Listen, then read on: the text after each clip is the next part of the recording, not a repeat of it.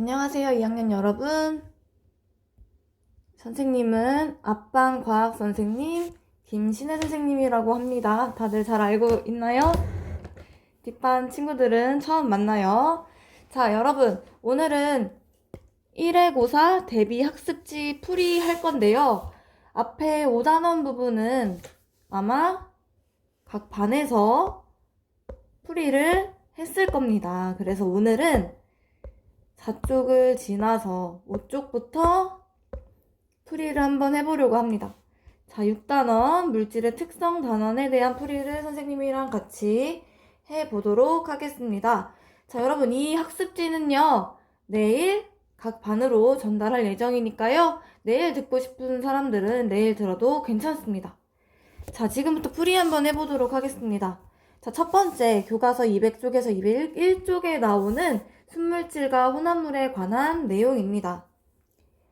자, 첫 번째 빈칸 안에는요, 한 가지 물질로 이루어진 물질을 묻고 있어요. 답은 그렇죠. 순물질이죠. 자, 두 번째, 그러면 순물질 말고 혼합물이란 두 가지 이상의 순물질이 섞여 있는 물질을 말합니다. 다들 잘 알고 있나요? 선생님이 미리 답을 적어 왔는데요. 그런 이유는요, 여러분들이 영상을 보면서 너무 영상이 길어질까봐, 그러면 시험 공부하는 시간이 부족해질까봐 미리 적어 왔으니까 양해 부탁드립니다.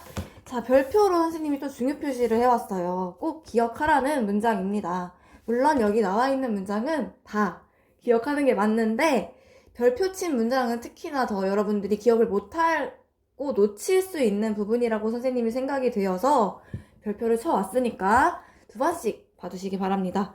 자, 혼합물을 이루는 순물질은 각각의 성질을 그대로 지닌 채 섞여 있다고 했었습니다.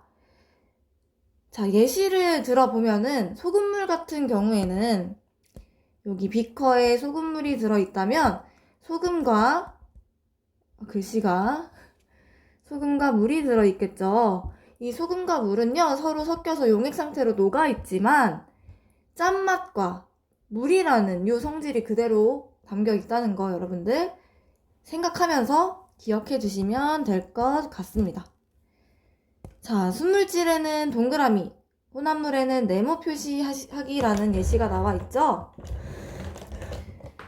자, 보면은요, 여러분들 요거 선생님이 반드시 수업 시간에 기억하라고 말을 해줬습니다.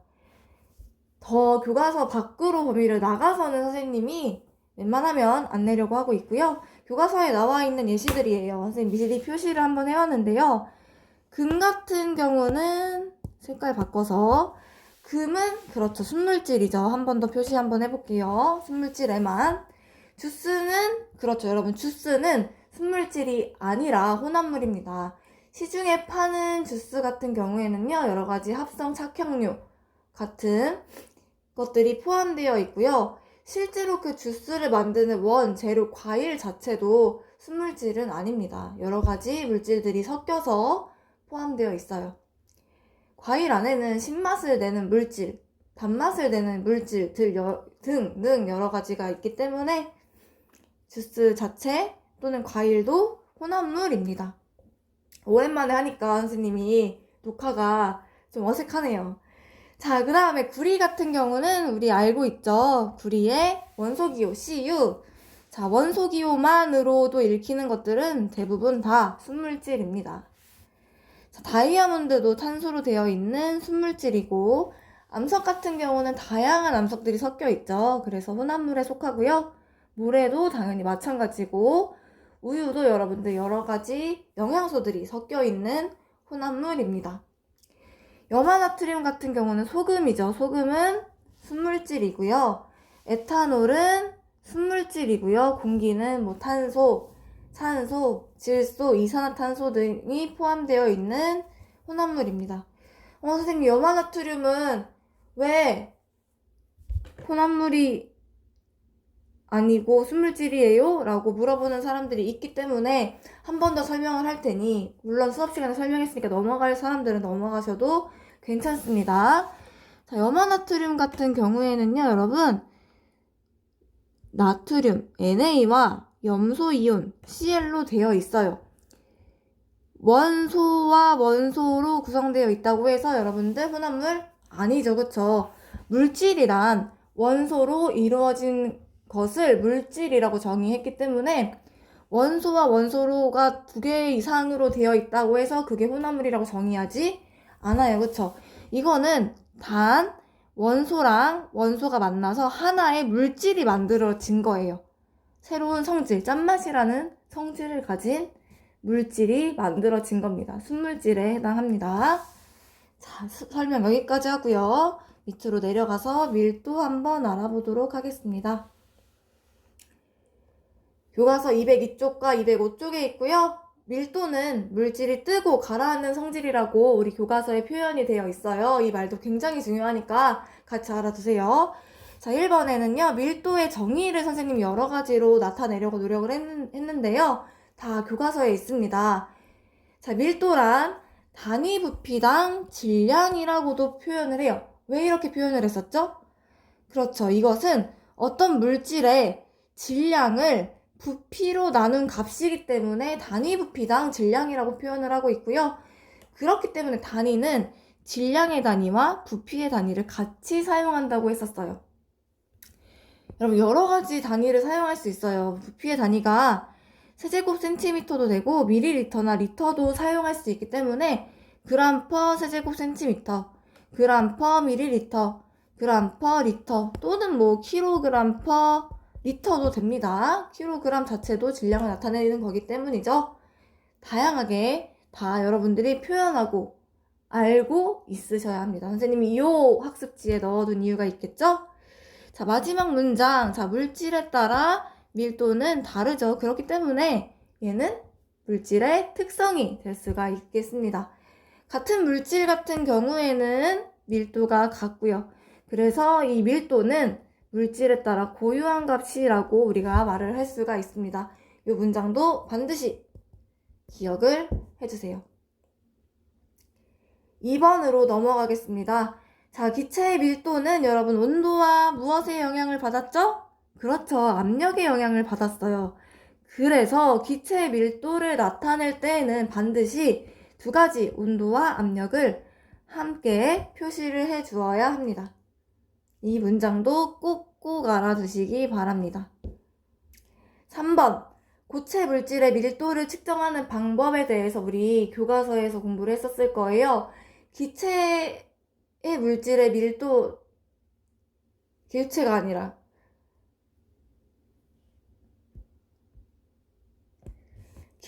아니라 액체 물질의 밀도를 측정하는 것도 배웠지만 우리 고체 물질의 밀도를 측정하는 게 특히나 조금 우리가 생각해 봐야 될 것들이 있었어요. 그래서 선생님이 적어왔는데요. 질량 같은 경우는 액체와 똑같이 전자저울에 올려놓고 측정해요. 다만 액체 같은 경우에는요, 담을 용기가 필요하죠? 그 용기의 무게를 좀 빼주셔야 됩니다. 질량을. 자, 2번째, 부피 같은 경우에는요, 고체 물질의 모양이 규칙적인 경우에는요, 우리 수학에서 배웠었던 가로 곱하기 세로 곱하기 높이를 구하면 됩니다. 여러분, 만약에 센티미터 단위로 측정을 했다면 요 3개를 곱하면 세제곱 센티미터가 나오죠? 여기서 나온 것이 부피의 단위입니다.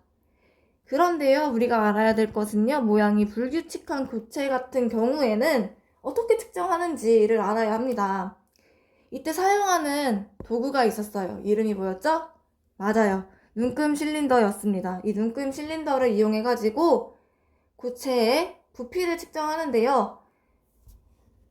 그 측정하고자 하는 고체를 녹이지 않는 액체가 들어있는 눈금 실린더에다가요, 고체를 넣고 늘어난 액체의 부피를 측정하여 계산하는 거였어요. 다시 한번 선생님이 설명을 한번 해보겠습니다.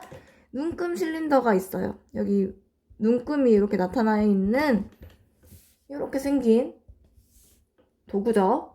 이것의 이름이 눈금 실린더인데 여기다가요, 우리가 측정하고자 하는 물건을 녹이지 않는 액체를 넣어줘요. 콸콸. 자, 그런 다음에 여기 맨 처음에 액체만 넣었을 때 눈금을 확인하고 그 다음에 이 안에다가 우리가 측정하고 싶은 고체 물질을 넣어줘요. 그러면 얘가 들어간 만큼 액체의 부피가 늘어나요. 눈금이 가리키는 지점이 달라집니다. 자, 이 지점을 확인하고 여기 두 번째 지점에서 첫 번째 지점을 빼주면 고체의 부피가 계산이 되겠죠? 자, 선생님이 헷갈리니까 예시를 하나 가져왔어요. 예시 여러분 잘 봐야겠죠? 같이 풀어볼게요. 물 40ml가 들어있는 눈금 실린더에 금속 A를 넣은 결과이다. 금속 A의 부피를 구하시오라고 되어 있네요. 맨 처음에 눈금 실린더의 부피가 40ml였대요. 그리고 이제 우리가 보아야 할 것은 현재의 부피가 어떠한가를 봐야 되는데요. 여러분 왼쪽에 그림 보면 지금 여기가 50이고 여기가 60인 것으로 보아 한 칸당 2눈금을 가지고 있네요. 그러면 지금 여기 요 제일 아래쪽을 읽어보면 여기는 얼마가 되는 거죠? 그쵸? 한 칸, 두 칸을 넘어서니까 52, 54ml가 되겠죠? 자, 다 구했으니까 이 금속 A의 부피를 측정해보면 나중에 측정된 현재의 부피 54 빼기 맨 처음 부피를 빼주면 4가 나옵니다. 그래서 우리가 측정하려고 했던 이 금속 A의 부피는 4ml가 되는 거예요. 만약에 초기 부피가 처음 부피가 40이 아니라 여러분 50이었다면 얼마예요? 그렇죠. 여기 54에서 50을 빼줘야겠죠? 그러면 이때가 4ml입니다. 여러분 잘못했죠? 여기는 지금 4가 아니라 빼기 잘못했네요, 선생님. 선생님 빼기도 못하지 않습니다. 여러분 가끔 헷갈릴 수 있죠. 그쵸? 자, 그래서 여러분들 어떻게 구하는지 알겠죠? 처음 부피에서 현재 부피를 빼준다. 처음 고체를 넣기 전에 부피에서 고체를 넣고 난 뒤에 부피를 빼준다. 그러면 우리가 넣어준 그 고체의 부피를 측정할 수가 있는 겁니다.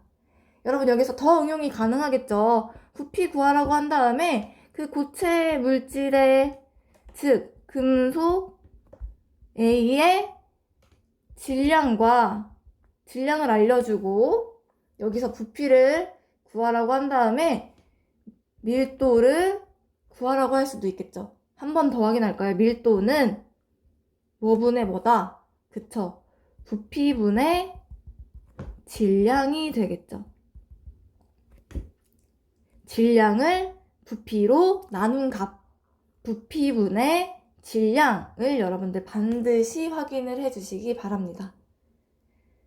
자, 아까 맨 처음에 설명했듯이 밀도는 뜨고 가라앉는 성질이 있다고 했었습니다. 자, 그러면 우리가 괄호 안에 알맞은 말을 선택을 한번 해볼 텐데요. 자, 밀도가 어떤 하고 물질 위로 뜨고 라고 나와 있네요. 그럼 뜨려면 주체가 되는 물질은 밀도가 그렇죠. 작아야겠죠. 밀도가 작은 물질은 밀도가 큰 물질 위로 뜹니다, 여러분. 반대로 밀도가 큰 물질은 밀도가 작은 물질 아래로 가라앉게 되죠. 그래서 물질이 뜨고 가라앉는 현상으로 우리가 알 수 있는 것은 밀도를 비교할 수가 있습니다.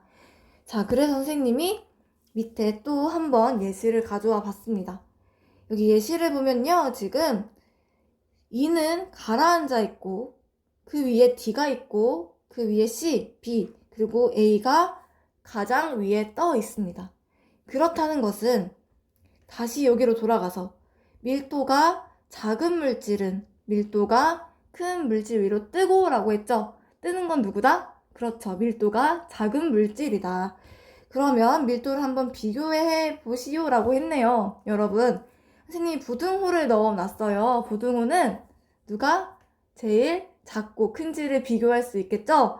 자, 그러면 부등호의 방향을 봐서 누구를 먼저 써야 될 것 같아요? 맞아요. 가장 떠있는 거. 뜨고에 해당하는 A가 가장 밀도가 작고 가라앉은에 해당하는 2가 밀도가 가장 큰 거죠. 밀도가 크다, 밀도가 작다. 여러분 밀도 비교할 수 있겠죠? 반드시 기억을 해주셔야 됩니다. 여러분 잘할 수 있을 거라고 선생님은 믿고 있어요. 두 번째 예시예요. 이건 밀도 전체에 대한 예시인데요. 밀도에 대한 이해가 전체적으로 있어야 풀 수가 있습니다. 선생님이랑 같이 한번 해보도록 하겠습니다. 그래프를 잘 봤더니 여러분 X축에는 부피가 나와 있고 Y축에는 질량이 나와 있어요. 그렇다면 여기 적혀있는 A, B, C, D는 무엇을 나타내는 걸까요, 여러분? 그렇죠. 부피분의 질량을 할 수 있는, 밀도를 확인할 수 있는 점들이 될 수도 있겠죠? 그래서 문제로 A, B, C, D의 밀도를 구하시오 라고 되어 있습니다. 다시 한번 반복하는데 밀도란 단위 부피당 질량, 부피분의 질량, 질량을 부피로 나눈 값이라고 하죠. 그쵸? 그럼 A는 부피가 지금 20이네요. 그쵸? 질량은 80입니다. 자, 그러면 이곳은 4가 되겠죠? 단위는 지금 그래프에 나와 있는 그램 퍼 세제곱 센티미터를 사용하겠습니다. 질량의 단위가 그램, 부피의 단위가 세제곱 센티미터. 그램 퍼 세제곱 센티미터를 단위로 사용을 하고 있어요. 선생님 계속 강조하고 있죠? 두 번째, 이번에는 B의 밀도를 구해볼게요. B는 A랑 똑같네요. 아니, A랑 다르네요. 부피는 30, 질량이 똑같죠? 80. 그럼 B는 30분의 80을 하면 됩니다. 얼마 나오나요? 자, 여러분 2.666666 계속 나와요. 그래서 선생님 미리 반올림을 해서 약 2.67로 계산을 해보도록 하겠습니다. 자, 그 다음 C 구해보도록 할게요. C 같은 경우는 B랑 부피가 같고 질량은 60. C는 30분의 60이기 때문에 밀도가 2가 되겠네요. 아주 깨끗하게 떨어져요. D도 한번 해보겠습니다. 자, D 같은 경우는 부피 10, 질량 20입니다. 자, D는 10분의 20. 오, 얘도 밀도가 2가 나왔네요, 여러분. 그렇다는 건 여러분 눈치챘나요? 그쵸? 밀도가 같다는 거, 여러분. 같은 물질이면 밀도는 항상 일정했었죠. 그쵸? 온도에 관계없이, 아니, 질량에 관계없이 밀도는 일정했었습니다. 그렇기 때문에 C와 D는 같은 물질이다 라는 거 여러분들 찾을 수 있으셔야 합니다. 자, 그러면 정답을 계속 풀어보겠습니다. A는 4, B는 2.67, C는 2, D는 2. 맞나요? 그쵸? 자, 물질 A, B, C, D 중 같은 물질인 것의 기호를 한번 적어보래요. 둘 다 누구랑 누구예요? 그렇죠. C와 D. C, D를 적어주시면 됩니다. 자, 마지막 문제. 오, 재밌네요. A, B, C, D 중에 물속으로 가라앉는 것은 이라고 했어요. 여러분, 물의 밀도는 얼마나 했었나요? 1이죠. 그쵸? 1.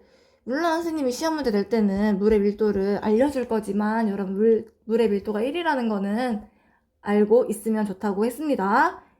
물의 밀도가 1이에요. 지금 A, B, C, D보다 물의 밀도가 훨씬 더 작아요. 그러면 가라앉는 건 누구예요? 그쵸? 물이죠. 그쵸? 아니, 가라앉는 건 누구예요? 그쵸? 다 가라앉게 되겠죠? A, B, C, D 모두가 가라앉게 됩니다. 물이 있는데 물의 밀도가 1이기 때문에 물의 밀도 1보다 큰 A 가라앉아요. 1보다 큰 B 가라앉아요. C도 2이기 때문에 가라앉아요. D 당연히 같은 물질이니까 가라앉겠죠? 물질이 뜨고 가라앉는 성질, 그리고 부피분의 질량인 것, 같은 물질이면 밀도가 일정하다는 것, 이 세 가지를 여러분들이 다 알고 있으셔야 풀 수 있는 문제였었습니다. 반드시 공부를 하고 문제를 풀어야 합니다. 암기 문제가 암기인 것처럼 보이지만 암기는 기본이 되는 거고요. 그것을 다 응용할 수 있어야 합니다. 넘어가서 용해도에 대해서 공부를 하겠습니다. 물질이 녹는 정도. 우선은 용해란 무엇인지에 대해서 읽어볼게요. 한 물질이 다른 물질에 녹아 고르게 섞이는 현상을 용해라고 하죠. 이때 용질이라는 용어는 용매에 용해되는 물질, 설탕물로 예를 들면 설탕에 해당하겠죠? 근데 이 용질 같은 경우는 고체일 수도 있고 액체일 수도 있고 기체일 수도 있습니다. 자, 용매는요, 용질을 녹여서 용액을 만드는 액체예요. 얘는 보통 액체죠, 그쵸? 액체와 액체끼리 섞일 때에는 좀 더 양이 많은 액체를 용매라고 부른다고 합니다. 뭐 이 상황에 따라 다르니까 이것은 나중에 심화 과정에서 학습하는 걸로 하고요. 용액은 이 두 가지 물질이 액체 상태로 섞인 것이에요. 즉 용질과 용매가 섞인 상태인 거죠. 두 가지 물질이 섞였기 때문에 얘는 당연히 혼합물이 되겠죠. 자, 이것보다 훨씬 더 중요한 게 있어요, 여러분들. 교과서에 굵은 글씨로 나와 있었던 거예요. 어떤 온도에서 일정한 양의 용매에 더 이상 녹을 수 없을 만큼 최대로 녹아있는 용액을 포화용액이라고 합니다. 덜 하지도 않고 더 하지도 않아요.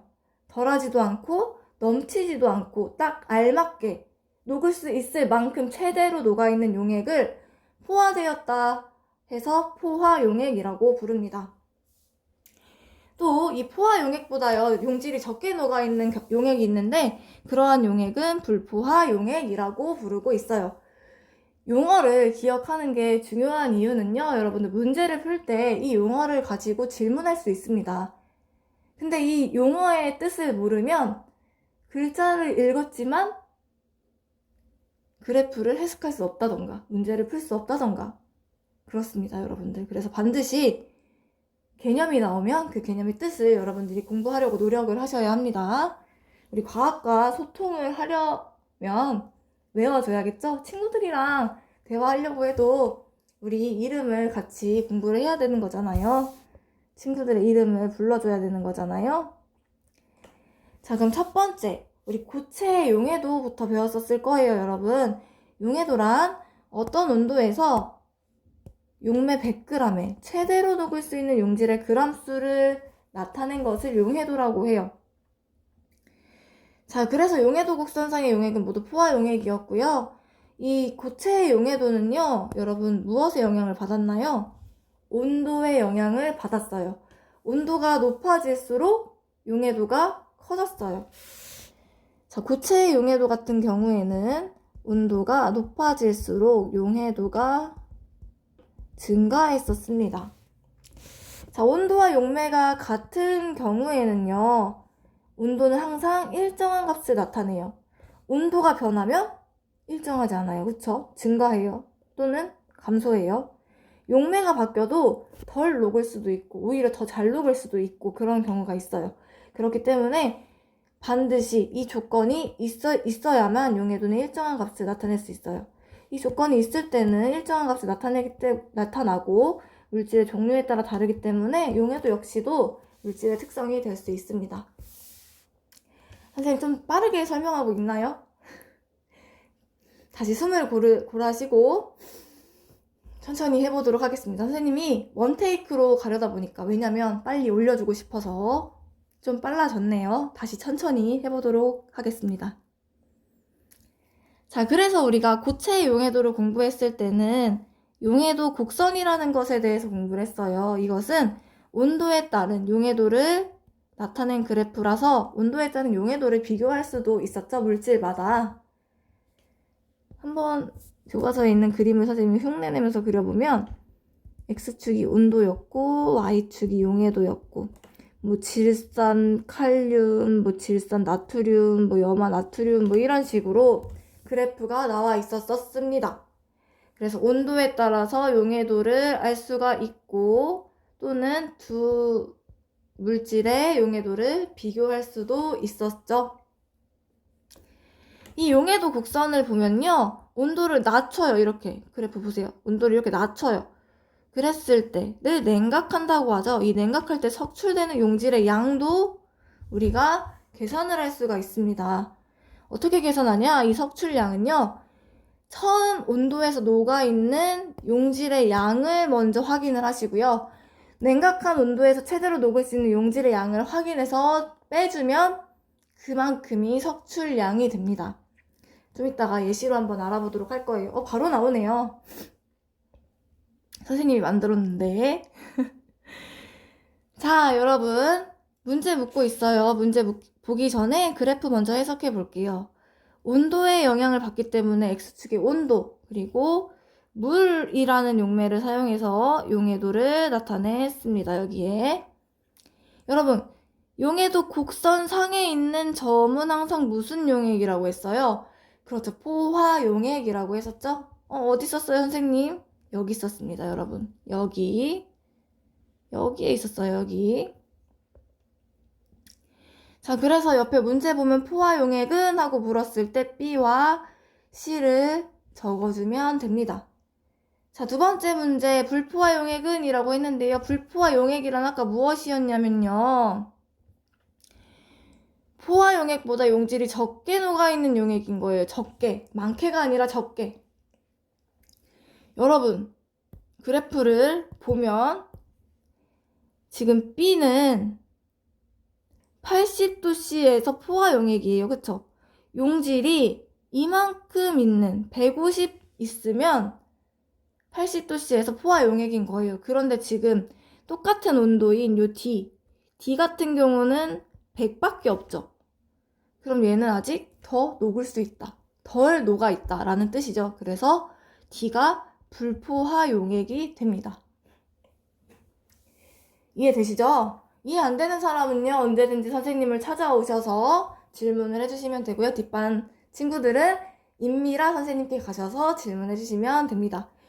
자, 세 번째, C 용액을 80도씨까지 가열하면 무슨 용액이 될까요? 여러분, 여기 좀 지워보고 선생님이 설명해 보도록 하겠습니다.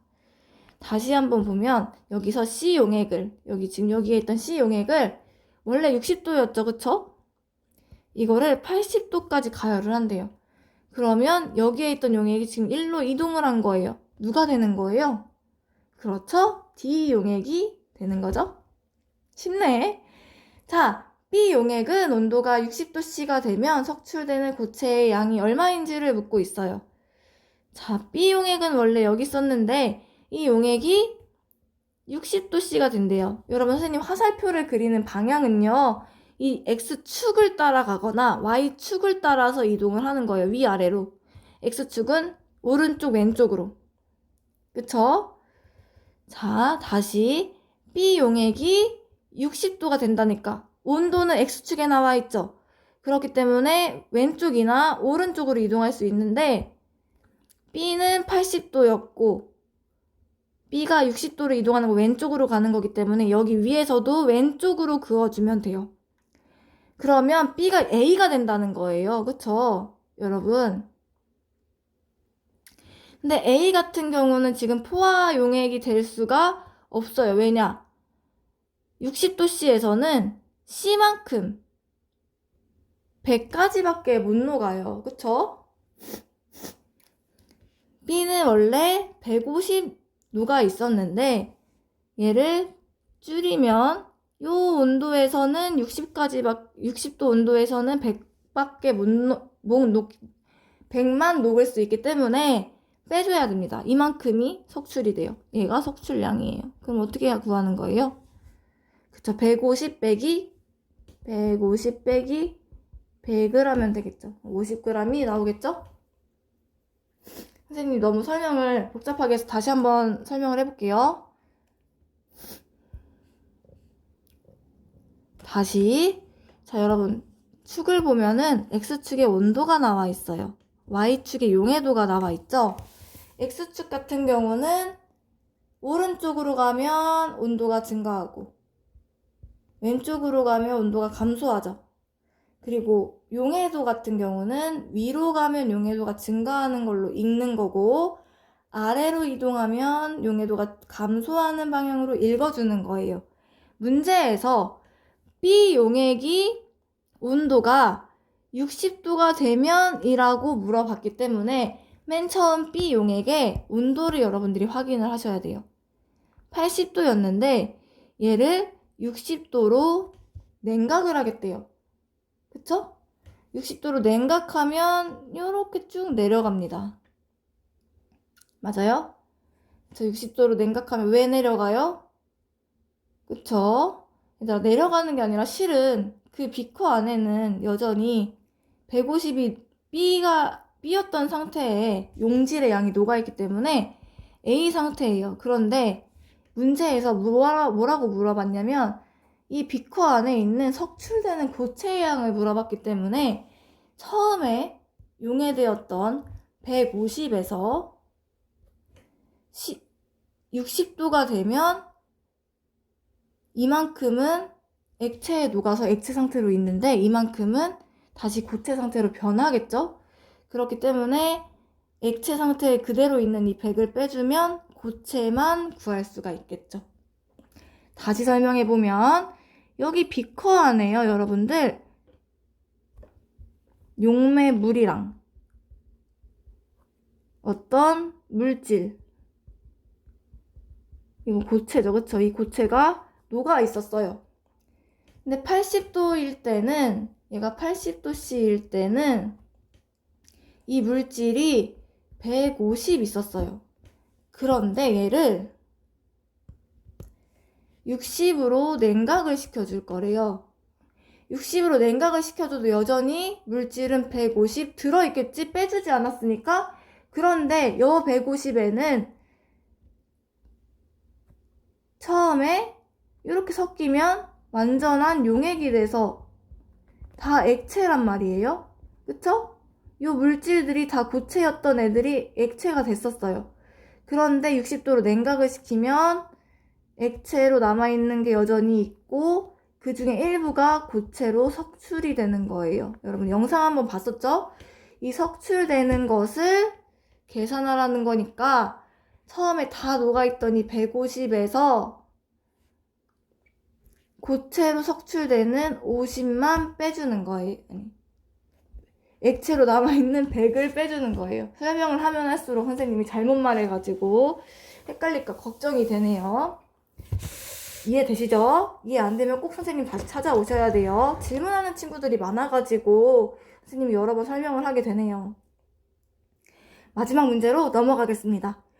자, D용액에 고체 물질 50g을 더 넣으면 B용액이 된다라고 지금 무슨 용액이 된다라고 지금 질문을 하고 있는데 또 지우고 설명을 해보도록 하겠습니다. 자, 파란색으로 할게요. 여러분 D용액에요. 고체 물질을 더 넣은대요.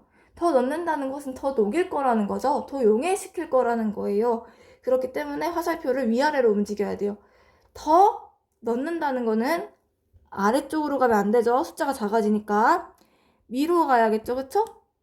근데 얼마큼 더 넣었대요? 50만큼 더 넣었대요. 처음에 100이었는데 여기 100이었죠. 그쵸? 50만큼 더 넣으면 얼마가 되겠어요? 150 되겠죠? 150이면 어디예요? B네, B. B 용액이 되는 거 알 수 있죠? 여러분 잘했습니다. 자, 드디어 기체의 용해도로 넘어가 보도록 하겠습니다. 자, 기체의 용해도는요, 온도와 무엇의 영향을 받았어요? 추가로 압력의 영향도 받았어요. 선생님이 요거 생각할 때 차갑게, 아니, 탄산이 가득한 탄산음료를 마신다고 생각을 하라고 했죠? 탄산이 가득한 탄산음료를 마시려면 우리 냉장고에 있는 거 꺼내 먹어야 되고요. 뚜껑이 오래 열려 있었던 거 마시면 다 밍밍해졌어요. 그래서 뚜껑도 꽉꽉 닫혀 있고 냉장고에 잘 보관되어 있었던 차가운 음료를 마셔야 톡 쏘는 탄산음료를 마실 수 있다고 했었습니다. 자, 그래서 이 기체의 용해도는 온도와 압력, 냉장고와 뚜껑의 영향을 받고 있어요. 별표가 쳐져 있네요. 빈칸이 뚫어져 있는데 마지막에 문장에 작아진다라고 되어 있죠. 이 기체의 용해도가 작아지려면 온도가 그렇죠, 높아야 되고요. 압력이 낮아야 돼요. 즉 기체의 용해도가 작아지려면 냉장고에서 나와 있어야 되고 뚜껑이 열려 있어야 돼요. 냉장고에서 나와 있으면 온도가 높아지고, 뚜껑이 열려 있으면 압력이 낮아지는 거죠. 그래서 온도가 높을수록 압력이 낮을수록 기체의 용해도는 작아진다라고 여러분들이 빈칸을 채워주시면 됩니다. 자, 하나 더 해석을 해야 돼요, 여러분들. 탄산음료에서 기포가 뽀글뽀글 발생하는 걸 관찰한 적이 있을 거예요. 기포가 발생하는 건 우리 무엇을 의미한다 했었죠? 기체의 용해도가? 그렇죠. 작아진다는 것을 의미했죠? 즉, 기체의 용해도가 낮아져서 또는 작아져서도 적어볼까요? 아마 교과서에는 작아져서라고 나와 있었던 것 같아요. 작아져서 물에 녹지 못하고 다 빠져나가기 때문인 거죠. 공기 중으로 다 빠져나가 버리는 거예요. 그래서 기체의 용해도도 여러분들 반드시 같이 정리를 해주셔야 되고요.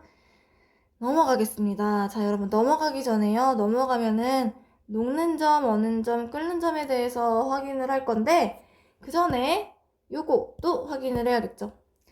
여러분 물질의 상태는요, 고체 상태일 경우도 있고 액체 상태인 물질도 있고 기체 상태인 물질도 있어요. 자, 이 고체 상태의 물질을 가열하게 되면 액체가 되고 액체 물질을 가열하게 되면 기체가 되죠. 또 이 기체를 냉각하면 액체가 되고 또 냉각하면 고체가 될 수 있습니다.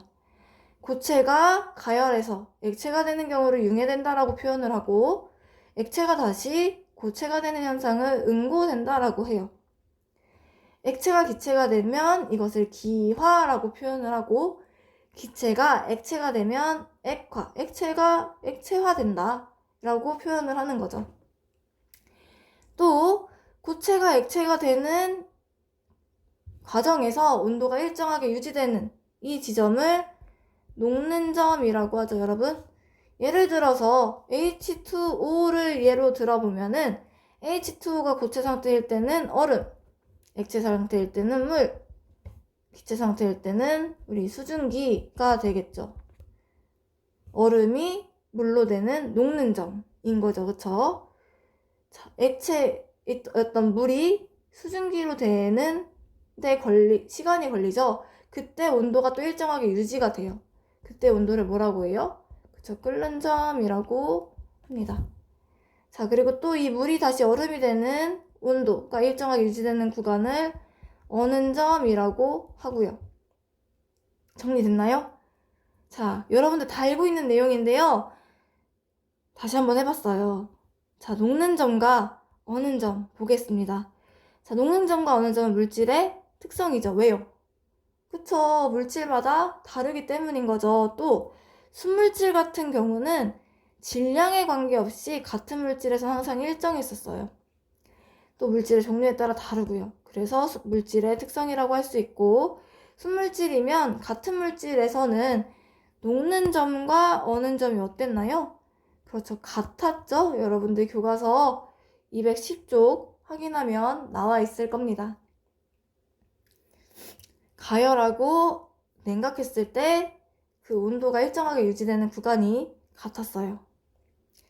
요것도 반드시 기억을 했으면 선생님이 너무너무 좋겠습니다. 자, 다음에 끓는 점으로 넘어가 보면 이 끓는 점은 당연히 가열 곡선이겠죠, 여러분. 액체가 기체가 되려면 가열해야 되기 때문에. 자, 당연히 물질의 특성이죠. 왜냐? 순물질 같은 경우는 물질의 질량에 관계없이 같은 물질에서는 일정하고 물질의 종류에 따라 다르기 때문에 물질의 특성인 거죠. 예시가 나와 있네요, 여러분. 예시에서는요, 무엇을 확인할 거냐면 순물질과 혼합물의 녹는 점, 어는 점은 패스하고 끓는 점을 한번 알아보도록 하겠습니다. 자, 물과 소금물의 가열 곡선인데요. 이 기역은 온도가 일정한 구간이 선생님 잘못 반대로 썼네요, 여러분. 기역은 일정한 구간이 없죠? 그쵸? 여기가 기역이어야 되고 여기가 니은입니다. 허허. 자, 니은은 온도가 일정한 구간이 이렇게 있고요. 기역은 온도가 일정한 구간이 없어요. 계속 온도가 증가해요. 처음에는 빠르게 증가하다가 나중에는 그래도 살짝 완만하게 증가하는 걸 볼 수가 있습니다. 자, 그렇기 때문에 기역은 일정한 구간이 없는 혼합물이 와야 되기 때문에 기억이 소금물이고 니은이 순물질인 물이겠죠. 이건 맞아요. 자, 빈칸 한번 채워볼게요. 무엇이 끓는 동안 물이 어떻게 돼서 무엇의 농도가 진해지므로 그럼 당연히 소금물의 농도가 진해지는 거죠? 그쵸?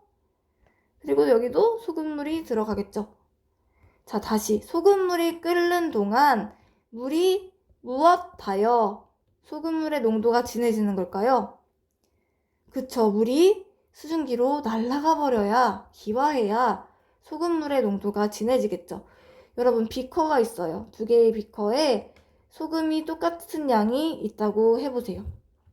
그리고 여기에다가 물은 A 비커에는 많이 넣어주고 B 비커에는 조금만 넣어줘요. 누가 농도가 더 진해요? 누가 더 짠맛이 많이 나요? 당연히 B 비커죠, 그쵸? 그러면 여기서도 비커가 원래 하나만 있었어. 근데 여기에 소금이랑 물이 들어있었는데 얘를 가열했더니 불이에요, 불. 가열했더니 액체였던 물이 수증기로 다 날아가 버려서 이렇게 메말랐어. 줄어들었어요. 그럼 얘 농도가 진해졌겠죠, 그쵸? 이 농도가 진해지기 때문에 소금의 양이 상대적으로 많아져서 온도가 끓는 점이 계속해서 높아져요. 그래서 온도가 일정한 구간이 나타나지 않게 되는 거고요. 그래서 혼합물의 끓는 점을 우리가 정확하게 알 수가 없다고 했었습니다. 여러분들 여기까지 다 확인할 수 있을까요? 쉽죠? 자, 그래프도 한 번만 다시 확인해보면 얘는 시간에 따른 온도 그래프예요. 가열을 했다 했어요. 이 가열 곡선이에요. 가열하면서 측정한 거예요. 무엇을? 온도를. 가열하면서니까 시간이 같겠죠? 그래서 X축에 가열하는 시간이 나와 있는 겁니다. 여러분, 할 수 있을까요? 여기까지입니다. 2학년 여러분 모두 힘내시길 바라고요. 파이팅 해가지고 2학년 2학기 1회고사 잘 봐서 기분 좋게 2회고사 때도 만나길 바랍니다. 자, 모두 수고하셨습니다. 잘 자요. 파이팅 열공!